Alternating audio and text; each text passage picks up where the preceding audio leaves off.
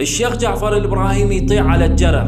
يا أخي شوف الدراما العراقية خصوصا السنوات الماضية وإلى الآن قاعد تسيء إلى أهل الجنوب. يا أخي هاي الفلوس اللي قاعد تصرفونها صرفوها على أفلام ومسلسلات تبين غيرة أهل الجنوب وتبين دفاع أهل الجنوب وجهادهم من ثورة العشرين وإلى الجهاد الكفائي. شوف المقطع واعطينا رأيك.